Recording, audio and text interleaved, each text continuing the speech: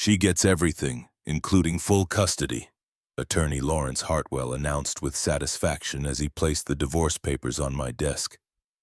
You'll be lucky to see your kids on weekends. My name is Michael Reynolds. I'm 41 years old and I work as an operations manager at a logistics company in Denver, Colorado. For 15 years I thought I had a solid marriage with Jennifer, but apparently I was the only one who believed that. I looked at the papers spread across my desk, then at Hartwell's smug expression. My co-workers had stopped their conversations to watch this public humiliation unfold in our open office. These terms seem rather aggressive, I said calmly, scanning the demands. Jennifer wanted the house, both cars, full custody of our 2 children, and $4,000 monthly alimony. Hartwell leaned back in the visitor's chair. My client has been documenting your neglectful behavior for months. Late nights at work, missing family events, emotional unavailability. The court will see you as an absent father. I nodded thoughtfully, then opened my desk drawer and pulled out a sealed manila envelope I'd been keeping there for 6 months. Would you mind delivering this to your client? I asked, handing it to him with a gentle smile. What is it? Just some documents Jennifer might find interesting. Personal correspondence, you might say. Hartwell shrugged and tucked the envelope under his arm. Mr. Reynolds, I suggest you hire competent legal representation. This won't go well for you otherwise. After he left, my colleague Sarah approached my desk. Are you okay? That looked pretty intense. I'm fine, I replied, already feeling lighter than I had in months. Actually, I think things are about to get much better. What Hartwell didn't know was that the envelope contained copies of text messages between Jennifer and her sister's husband, Marcus. Messages that had been going on for over a year. Messages that would change everything about her demands for full custody and moral superiority. Jennifer and I met in college at the University of Colorado. She was studying communications. I was in business management. We were both ambitious, both planning careers and a family. We got married right after graduation and moved to Denver for my job at Patterson Logistics. For the first 8 years, everything seemed perfect. We bought a house in Lakewood, had our daughter Emma in 20, then our son Tyler in 20. Jennifer worked as a marketing coordinator for a healthcare company until Tyler was born, then decided to stay home with the kids. The problem started around 2021.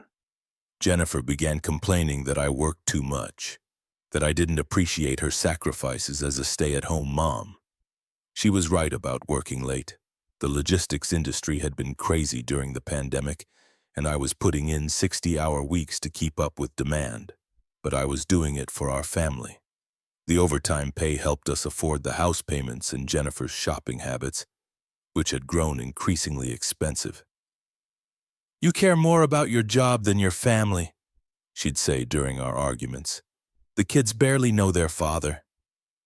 I tried to balance work and home better, but Jennifer's complaints only intensified. She started spending more time at her sister Rachel's house, sometimes staying overnight with the kids for girl time. Rachel was married to Marcus, a contractor who worked irregular hours.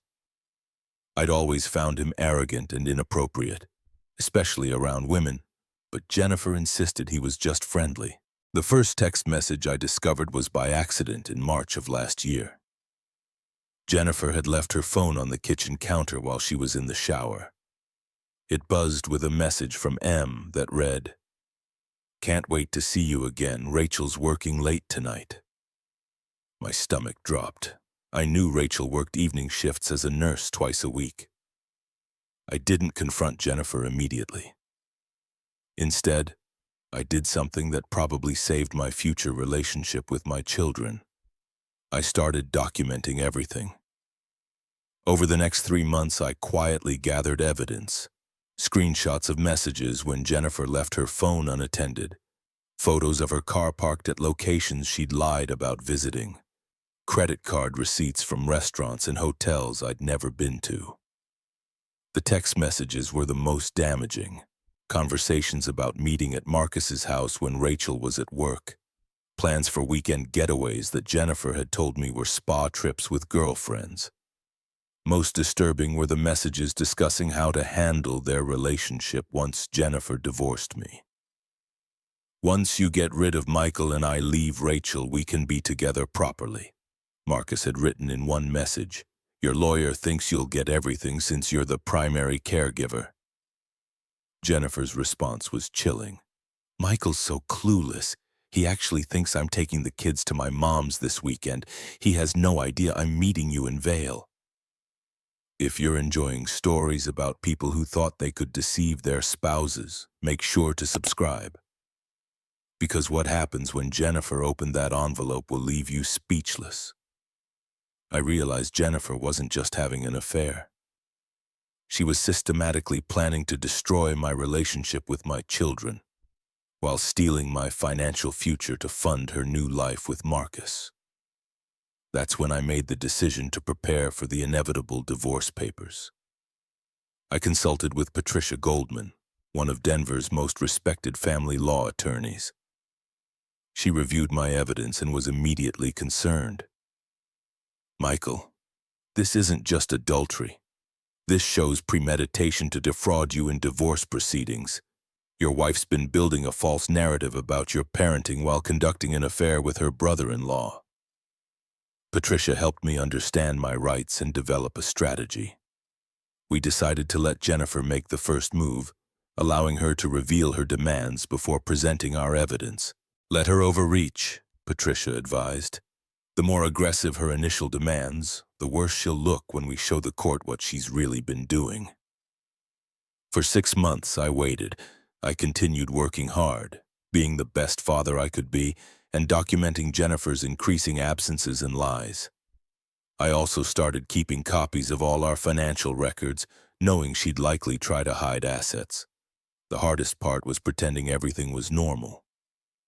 Sitting through family dinners where Jennifer complained about my work schedule while texting Marcus under the table. Watching her lie to our children about where she was going, using them as props in her deception. In November, Jennifer's behavior became more brazen. She started taking overnight trips every other weekend, claiming she needed space to think about our marriage. She'd drop hints about how unhappy she was, how she deserved better than a husband who prioritized work over family. I knew she was preparing to file for divorce, but I wasn't sure when it would happen. The answer came on a Tuesday morning in December when Hartwell walked into my office with those papers. That evening, my phone started buzzing. Jennifer's panicked voice demanded to know where I'd gotten the text messages and photos. How long had I known about her affair? I kept my response simple. I'd been protecting my interests and my relationship with our children. She insisted this changed nothing, that I was still a terrible husband and father. I suggested we let the court decide that. She hung up. 20 minutes later, Rachel called, crying. Jennifer had told her I had proof about her and Marcus, but hadn't explained what kind of proof. I gently suggested Rachel ask Jennifer and Marcus what they'd been doing while she was at work. The line went quiet except for Rachel's breathing as the implication sank in. She denied it was possible. Marcus wouldn't do that. Jennifer was her sister. I apologized for her having to find out this way, but told her she deserved to know the truth. After Rachel hung up, I sat in my quiet house and felt something I hadn't experienced in years.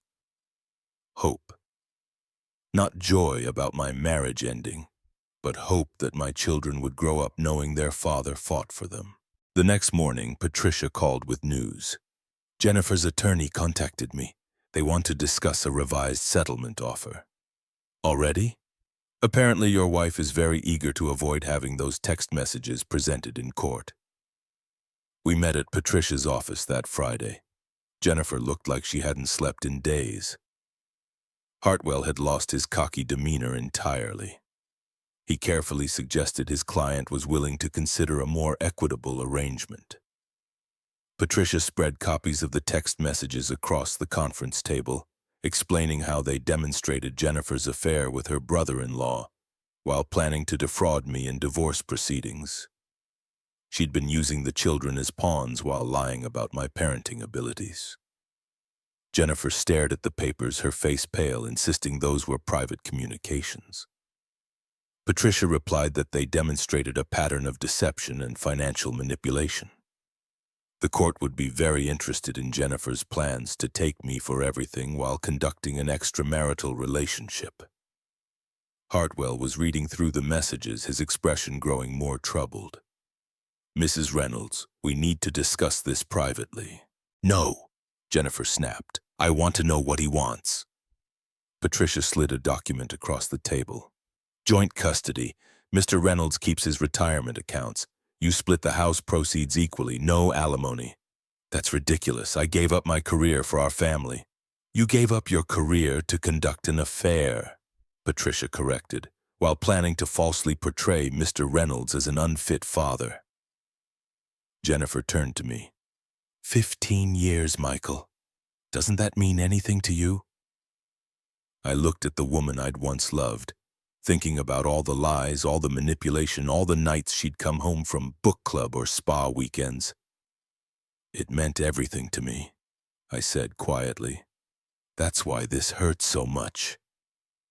The mediation lasted 6 hours. In the end, Jennifer accepted terms very close to what Patricia had proposed. Joint custody, equal time with the children, no alimony, and a promise to keep the details of our divorce private. But the real resolution came 2 weeks later. Rachel had confronted Marcus about the affair, and he'd apparently confessed to everything. She filed for divorce immediately and sent me a text. "Thank you for telling me the truth. I'm sorry my sister put you through this." Jennifer moved into a small apartment downtown. Marcus moved back in with his parents while his own divorce proceeded. The affair that was supposed to lead to their happy ending had instead destroyed 2 marriages and left both of them starting over alone. The hardest part was explaining the divorce to Emma and Tyler without destroying their relationship with their mother. I kept the details simple. Mom and Dad couldn't work out their problems, but we both loved them very much. Emma, who was 7, asked me directly, "Did Mom do something bad?" I knelt down to her level. "Adults sometimes make mistakes. What matters is that both Mom and Dad love you, and that won't ever change." Tyler, who was 5, was more concerned about practical matters. "Will I still have 2 bedrooms?" "Yes, buddy. You'll have a room at Mom's new place and your room here." 6 months later, I was sitting in our backyard watching Emma and Tyler play on their swing set. Jennifer was picking them up in an hour for her weekend, and they were excited to show her Tyler's latest art project. My phone buzzed with a text from Sarah, my colleague who'd witnessed that confrontation with Hartwell. "How are things going with the kids?" I typed back, "Better than expected, they're resilient." She responded, "You did the right thing. That envelope saved your relationship with them." She was right. If I hadn't documented Jennifer's affair and her plans to manipulate the custody arrangement, I might have lost my children to a web of lies. Instead, they split their time equally between parents who, despite our failed marriage, both loved them. Jennifer and I maintained a cordial relationship for the children's sake. She eventually found a job at another marketing firm and seemed to be rebuilding her life. We never discussed the affair or the divorce proceedings, but there was an understanding between us now. She knew I'd protected my interests, and she respected that. As for Marcus, I heard through mutual friends that his divorce had been much messier than ours. Rachel had shared the text messages with her attorney, and Marcus had lost most of his assets and his relationship with his own children. Sometimes I wondered if Jennifer regretted the choices that led to our divorce, but mostly I focused on being the best father I could be and rebuilding my own life. A year after the divorce was finalized, I was loading the kids into my car after dinner when Emma asked, "Dad, are you happier now?" It was such a direct question from such a young person. I thought about how to answer honestly. "I'm sad that our family changed," I said, "but I'm happy that I get to spend so much time with you and Tyler, and I'm happy that we all learned to be honest with each other." Tyler piped up from his booster seat. I like having two houses. I have more toys now.